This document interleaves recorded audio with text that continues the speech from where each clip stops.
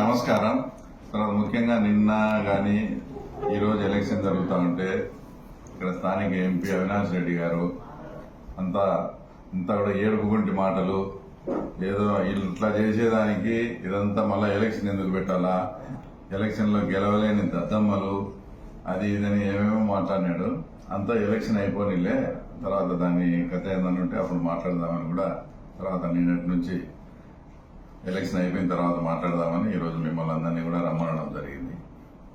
అసలు ఫస్ట్ ఆయన ఇక్కడ ఏదన్నా జరిగితే అది జగన్ రెడ్డి ప్రజాస్వామ్యము ఏదన్నా ఇబ్బంది పడిందనే, మామూలు ప్రజాస్వామ్యం ఇబ్బంది పడిందనే. జగన్మోహన్ రెడ్డి ముఖ్యమంత్రి అయినాక రాష్ట్రంలో 2 ప్రజాస్వామ్యాలు ఉన్నాయి. అంటే ప్రజాస్వామ్యానికి కొత్త భాష్యం జగన్ రెడ్డి ప్రజాస్వామ్యము, ఆ తర్వాత అంతకుముందు ఉండే రెగ్యులర్ గా ఉండే ప్రజాస్వామ్యం. మీరు మీ ఇష్టం వచ్చినట్లు 30 ఏళ్ల నుంచి తర్వాత గత గవర్నమెంట్ వచ్చినప్పుడు మీరు ముఖ్యమంత్రి అయినప్పటి నుంచి కూడా ఎండిఓ ఆఫీసుల దగ్గర కూడా ఎలక్షన్ వస్తే పంచాయతీ ఎలక్షన్స్ జీపులు అడ్డబెట్టి కుర్చీలు వేసుకొని కూర్చొని మా కార్యకర్తలు కానీ మా లీడర్స్ ఎవరన్నా నామినేషన్ అయిపోతే నామినేషన్లు కూడా చించేసి ఈ రకమైన దౌర్జన్యాలు చేసిన తర్వాత మీరు దద్దమ్మలు, మేము కాదు, మా కార్యకర్తలు కానీ ఈరోజు మా కార్యకర్తలు కానీ మా నాయకులు కానీ మొత్తం అంతా కూడా హీరోలు. ఏ ఒక్కరు కూడా వైసీపీకి చెందినోడు ఎంఆర్ ఆఫీస్ కాడికి పోయి మేము ట్యాక్స్ కట్టుకోవాలని కానీ మేము నామినేషన్ వేయాలని కానీ ఒక్కడు ఎవడని వచ్చినాడా? మీరు దద్దమ్మలు, మేము కాదు. గతంలో ఎవరిని రానియకుండా చేసిన దానికి అప్పుడు మీరు దద్దమ్మలే. ఈ రోజు ఎస్ మేము మీరు చెప్పిన దాంట్లో ఇది తప్ప ఒప్పని కాదు, ఎస్ మేము చేసినాం, మేము చేస్తాం కూడా. ఇంతవరకు 78 నుంచి మీరు నిర్మించుకునే సామ్రాజ్యాన్ని ఈరోజు మా కార్యకర్తలు మా నాయకులు కూకట్టి వేళ్లతో సహా పెకలించి ఎవడే గాని నామినేషన్ గాని ట్యాక్స్ కట్టుకునేదానికి గాని ఎంఆర్ఓ ఆఫీసుకు వచ్చిన సందర్భం కూడా లేదు. ఒక్కసారి ఇక్కడ ఇదంతా ఎవరు పోటీ చేసేదానికి కూడా ఎవరు కూడా రాలేదు. కాబట్టి ఈ డొల్లతనం అంతా బయటపడతారని చెప్పి రాష్ట్ర వ్యాప్తంగా కూడా బాయ్కాట్ చేసిన వాళ్ళు తర్వాత మీరు దద్దమ్మలు, అవినాష్ రెడ్డి కావచ్చు, జగన్మోహన్ రెడ్డి కావచ్చు, మిమ్మల్ని మీ చేతగాంతనాన్ని పెట్టుకుని తర్వాత మమ్మల్ని తర్వాత ఈ రకంగా మాట్లాడడం అసలు ఇది కరెక్ట్ కాదు. తర్వాత కూడా మేమేమి ఇది చేయలేదు, ఆ తర్వాత అది చేయలేదని కూడా మేమేం చెప్పడంలే. 100% మీరు గత 5 ఏళ్లలో ఏ రకంగా ప్రజాస్వామ్యాన్ని మీరు వచ్చి పరిరక్షించినారో అంతకు రెట్టింపుగా మేము కూడా ప్రజాస్వామ్యాన్ని మీరు చేసిన పద్ధతిలోనే మేము కూడా పరిరక్షిస్తాం. ఇది జస్ట్ ట్రయల్ మాత్రమే, ఇంకా ఇది సినిమా కాదు, ఇది జస్ట్ ట్రయల్ మాత్రమే. ఇది మేము ఈరోజు కూడా ఛాలెంజ్ చేస్తాం. మీకు దమ్ము ధైర్యం ఉంటే ఏ లోకల్ బాడీ ఎలక్షన్లలో అయినా కానీ ఇంకా వచ్చేటి అన్ని కూడా సో కనీసం మీరు పోటీ చేయండి చూస్తా. మీ ఇట్లా చేస్తేనే ఇక్కడ పులిందల్లో రాజకీయం, ఇట్లా చేయమనే మా కార్యకర్తలు అందరూ కోరుకుంటున్నారు. మీరు చేసినట్లే మేము ఇట్లనే చేస్తా. వచ్చే ఈ స్థానిక సంస్థల ఎలక్షన్ కానీ ఏ ఎలక్షన్లు అయినా కానీ మీకు దమ్ము ఉంటే మీరు పోటీ చేయండి. ఇట్లనే మేము చేస్తాం. ఇంకా మా ముఖ్యమంత్రి మమ్మల్ని కంట్రోల్ చేస్తా, ఇంకా మమ్మల్ని చేస్తున్నాడు. కాబట్టి పులిందల్లో కూడా మీరు ఇంకా ఆ రకంగా ఉంది. ఎందుకంటే మా ముఖ్యమంత్రి మీద గౌరవంతో ఉన్నాం. మా ముఖ్యమంత్రి మమ్మల్ని కంట్రోల్ చేయకుండా మాకు ఫుల్ పవర్ కనిస్తే ఆ సినిమా వేరే రకంగా కూడా ఉంటుంది. హెచ్చరిస్తాం. ఏమి ఇక్కడ నుంచి ఈరోజు నిన్న ఎట్లా జరిగినాయో ఒక్కడు కూడా నామినేషన్ వేసేదానికి కానీ ట్యాక్స్ కట్టించుకునే దానికి కూడా రాలే. భవిష్యత్తులో కూడా మా కార్యకర్తలకు నేను ఇన్ఛార్జ్ తీసుకునే రోజే నేను ప్రమాణం చేసిన తెలుగుదేశం పార్టీ కార్యకర్త గాని తెలుగుదేశం నాయకులు కూడా మీసం మెలేసి మేము తెలుగుదేశం రా అని అనిపించేట్టుగా మీ గౌరవం కాపాడుతామన్నాం. ఈరోజు ఇంత జరిగినా కూడా ఏ ఒక్కరు కూడా గతంలో వాళ్ళు అట్లా చేసినారు తర్వాత వీళ్ళు ఇట్లా చేస్తున్నారులే అని మమ్మల్ని ఎవడే కానీ అందరూ కూడా సమర్థించడంలే. అంటే మీ పరిపాలన తర్వాత మీది ఆ రకంగా ఉన్నది. ఎన్ని గతంలో 2005లో కూడా ఇదే మున్సిపాలిటీ ఎలక్షన్స్ లో మీరు దౌర్జన్యాలు చేసి ఆ రోజు ఇదే రకంగా బాయ్కాట్ చేసిన సందర్భం ఉంది. మళ్ళా మీతో కూడా ఆ రకంగా బాయ్కాట్ చేపించేదానికి మాకు ఈ రోజు 20 సంవత్సరాలు పట్టింది.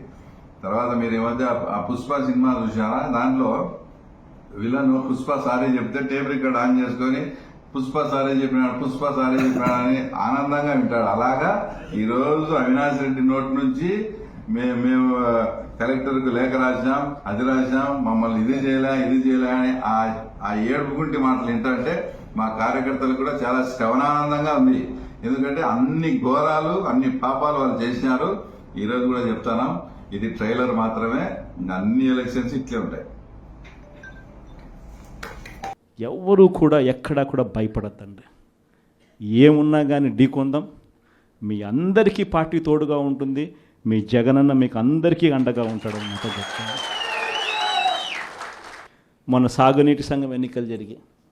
అది ఎందుకు ఎన్నికలు జరుపుతారో నాకే తెలియడంలా.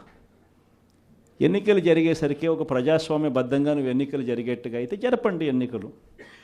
అంతే తప్ప నుంచి నువ్వు నీ రైతులకు నీ వాళ్లకు మాత్రమే ఎన్ఓసీలు ఇస్తారు, ఆర్ నో డ్యూ సర్టిఫికెట్లు ఇస్తారు. నీకు వ్యతిరేకంగా ఉన్న రైతులు, మామూలు రైతులు, సామాన్య రైతులకు నో డ్యూ సర్టిఫికెట్లు ఇవ్వకూడదు అని చెప్పి నువ్వు డిసైడ్ చేసుకున్నప్పుడు ఎందుకు ఎన్నికలు జరుపుతారు?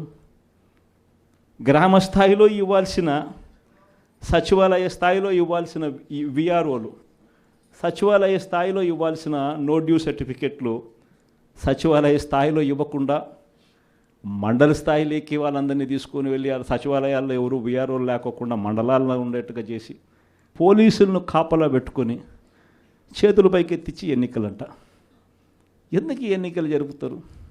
అది జరిగించి ఆ రకంగా ఎన్నికలు బుల్డోజ్ చేసి రైతులందరూ సంతోషంగా ఉండారు అని అంటారు. నిజంగా రైతులు సంతోషంగా ఉండారా లేదా అన్నది తెలియాలి అని అంటే ఒక్కసారి రాజీనామాలు చేసి బయటికి రండి, అప్పుడు అర్థమవుతుంది రైతులు సంతోషంగా ఉన్నారా, రైతులు సంతోషంగా లేరా. పెట్టుబడి సహాయం 20,000 ఏమైందని చెప్పి రైతులు అడుగుతూ ఉండేది అర్థమవుతుంది. ఉచిత పంటల బీమా ఏమైందని రైతులు అడుగుతూ ఉండేది అర్థమవుతుంది. ఆర్బీకేలు ఎందుకు సరిగ్గా పనిచేయడం లేదని చెప్పి రైతులు అడుగుతూ ఉన్నది అర్థమవుతుంది. ఇవన్నీ అర్థం కావాలి అని అంటే ప్రజాస్వామ్యబద్ధంగా ఎన్నికలు జరిగితే అర్థమవుతాయి. ఈ మధ్యకాలంలో ఇంకోటి కూడా అన్నారు, విజన్ 2047 అంట. అయ్యా 7 నెలల కిందట ఊదరగొట్టి నువ్వు, నీ ఎల్లో మీడియా, మీ ఈనాడు, మీ ఆంధ్రజ్యోతి, మీ TV5 మీరంతా ఊదరగొట్టి మేనిఫెస్టో ఇచ్చినారు. ఆ మేనిఫెస్టోలో ఏం చెప్పినారు? 15,000 నుంచి మొదలు పెడితే 48,000 దాకా చెప్పుకుంటూ పోయినారు. వాటికి దిక్కు లేదు. 7 నెలల కిందట మేనిఫెస్టో అని చెప్పి చెప్పిన దానికి దిక్కుది లేదు. ఇంకా 2047 అంట. 2047 అంటే ఈయన వయసు ఎంత? ఈయన వయసు ఇప్పుడే 80 దగ్గర. ఇంకా 2047 ఎవడు ఉంటాడు, ఎవడు పోతాడు? 2047 అని చెప్పి ఒక విజన్ అంట, ఒక డాక్యుమెంట్ అంట. నిజంగా నాకు ఆశ్చర్యం అనిపిస్తుంది. అసలు విజన్ అంటే ఏమిటి? విజన్ అంటే ఏమిటి? నిజంగా మనిషి అభివృద్ధి బాటలో అభివృద్ధి బాటలోకి మనిషిని తీసుకొని పోవాలి అని అంటే ఆ అభివృద్ధి బాట ఏమిటి అని చెప్పేది విజన్ డాక్యుమెంట్. నిజంగా ఒక మనిషిని 20 ఏళ్ళ తర్వాత ప్రపంచం ఎలా ఉంటుంది, ఆ 20 ఏళ్ళల్లో తర్వాత ఈరోజు చిన్నపిల్లాడిగా ఉన్న పిల్లాడు 20 ఏళ్ళ తర్వాత ఆ పిల్లాడు ఎలా ఉంటాడు, ఆ పిల్లోని భవిష్యత్తు ఏమిటి, ఆ పిల్లోని కోసం మనం ఈరోజు వేసే అడుగులు కరెక్ట్గా వేస్తూ ఉన్నామా లేదా